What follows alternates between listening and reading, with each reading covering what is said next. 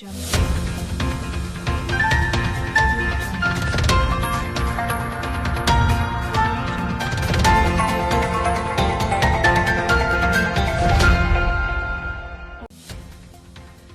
personnalités civiles et militaires arrêtées par la SE pour tentative de déstabilisation du pays, dont le payeur général du Trésor et le receveur général du district de Bamako, des précisions au cours de cette édition. 100 jours après le départ de l'ancien président de la République, Ibrahim Boubacar Keïta, les Maliens ne font pas l'unanimité sur la gestion du pays. C'était là pour vous le sommaire de cette édition. Merci de nous accueillir chez vous et bienvenue dans ce journal d'information de la Liberté Télévision. Comme je vous le disais, suite aux différentes arrestations de certaines personnalités pour tentative de déstabilisation du pays, certaines organisations de la société civile, de la classe politique et même des organisations syndicales dénoncent et qualifient d'arrestation extrajudiciaire.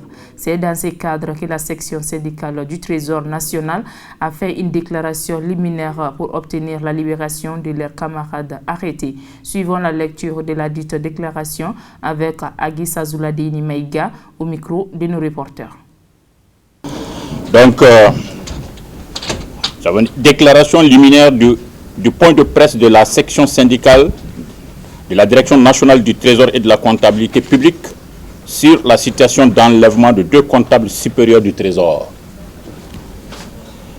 Messieurs de la presse audiovisuelle, messieurs de la presse en ligne, messieurs de la presse écrite, chers journalistes, chers camarades. Qu'il me soit permis de souhaiter la cordiale bienvenue à nos augustes invités à l'occasion du présent point de presse organisé ce jour jeudi 24 décembre 2020 par la section syndicale de la Direction nationale du Trésor et de la comptabilité publique.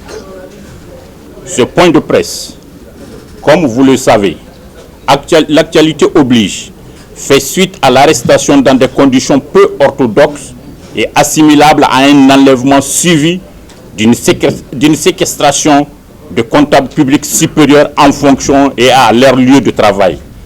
Tant les contours et les mobiles demeurent flous et restent encore à élucider.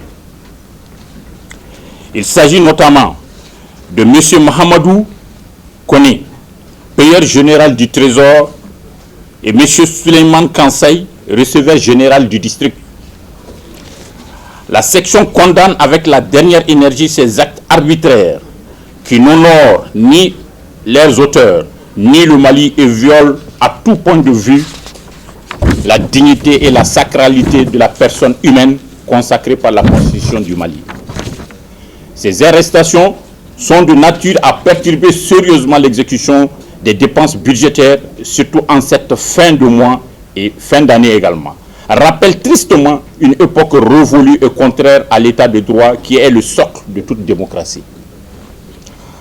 À ce jour, ni leurs familles, ni leurs proches, ni leurs collègues de la Direction nationale du Trésor et de la comptabilité publique n'ont reçu aucune information sur les mobiles d'enlèvement et le lieu de séquestration de nos 2 collègues.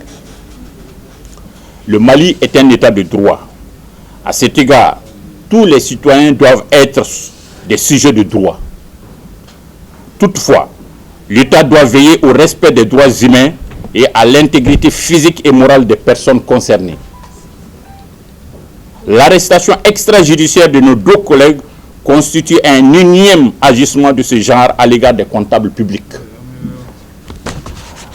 Après 4 jours dans cette situation, aucun motif de cet enlèvement ni de cette séquestration n'est officiellement connu. Mesdames et messieurs les journalistes, les cadres concernés, au-delà de leur modeste personne, occupent des hautes fonctions qui sont aussi essentielles dans le fonctionnement et la quiétude de l'État que la sécurité et la défense. À titre de rappel, le payeur général du Trésor est le comptable assignateur des dépenses budgétaires de l'ensemble des départements ministériels et des institutions de la République. Il est chargé de l'exécution de plus de 90% des dépenses de l'État et est le comptable assignateur de rattachement des agents comptables de l'ensemble des missions diplomatiques et consulaires du Mali. Quant au receveur général du district, il est le comptable assignateur des recettes de l'ensemble des administrations financières centrales et du district de Bamako. Il est chargé de l'exécution de plus de 90% des recettes du budget d'État. Cette situation est une violation grave des droits humains. Aussi, permettez-moi de rappeler que la loi ne prévoit qu'au seul comptable public une responsabilité personnelle et pécuniaire dans l'exercice de leurs fonctions. Notre objectif n'a jamais été et ne sera jamais de soustraire illégalement nos camarades des mains de la justice. Toutefois, nous ne tolérons jamais les abus du pouvoir, les arrestations extrajudiciaires, les privations de droits et libertés, les violations de l'espace de nos postes comptables, bref, les transgressions de nos droits en tant que citoyens, en tant que fonctionnaires, en tant que comptables publics. C'est pourquoi l'ensemble du personnel des services du Trésor ainsi que la section syndicale s'insurgent contre cette violation grave du droit du travail et des droits humains. Nous invitons à cet égard les plus hautes autorités du pays à prendre toutes leurs responsabilités face à cette situation en procédant à la libération immédiate de nos collègues séquestrés.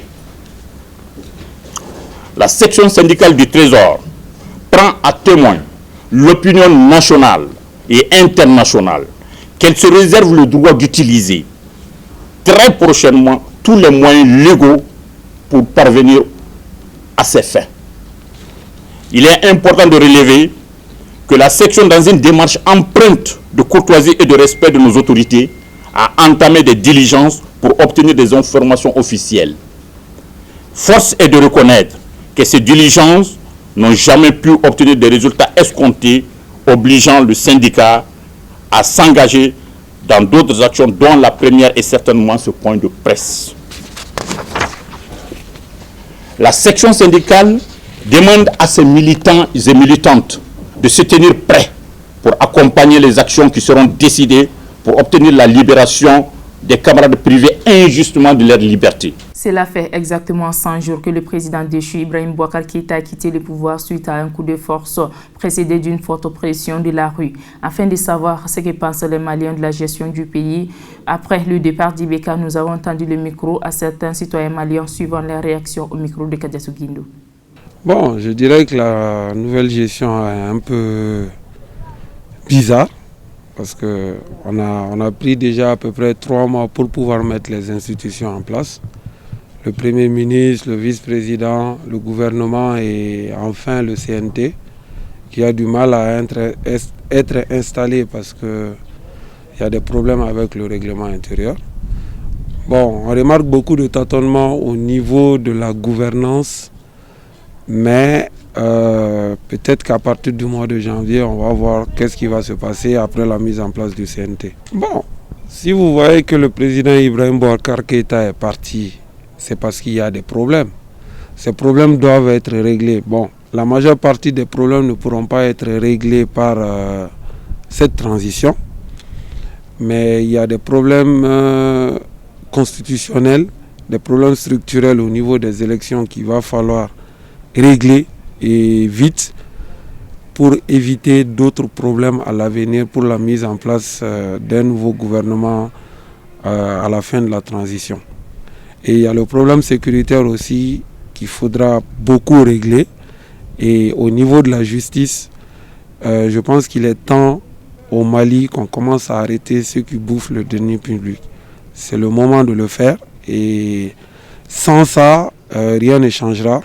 Et sans ça, on ne pourra pas dire que le président Ibrahim Boubacar Keïta est parti pour quelque chose. Ça veut dire qu'il est parti pour rien. Parce qu'il est parti parce qu'il y avait trop de gaspillage. Il y avait trop de détournement de fonds et le pays n'était même pas géré. Donc si on arrive quand même à prendre les dossiers qui sont au niveau du vérificateur, commencer à arrêter les gens, nettoyer l'espace politique malien, je pense que la transition servira à quelque chose. Tout d'abord, on est toujours dans la phase de l'observation, mais ce qui est là, on est vraiment toujours à une entente. qui n'est pas à la hauteur. Toujours la transition, elle n'est pas à la hauteur des besoins. C'est vrai, quand on parle de crise, il faut d'abord reconnaître la crise. On est en crise. Maintenant, si on reconnaît que ça ne va pas, c'est la recherche de solutions. Et une recherche de solutions ne peut pas se faire sans un consensus. Il faut qu'on se parle, il faut qu'on s'écoute et surtout, le plus important, c'est s'entraider. C'est vrai, le groupe qui est à la transition et nous qui sommes le peuple, on doit travailler ensemble. Eux, ils peuvent voir, ils peuvent tracer des chemins, mais nous, on doit les accompagner, mais pas vouloir les mettre le bâton dans les roues. Parce que mon équipe n'est pas à cette place, non, mon équipe n'est pas à cette place. Donc, en conclusion, c'est qu'il faut que tous les Maliens et les Maliennes soient unis. Ainsi prend donc fin ce journal d'information. Merci de l'avoir suivi et bonne suite des programmes sur la Liberté Télévision.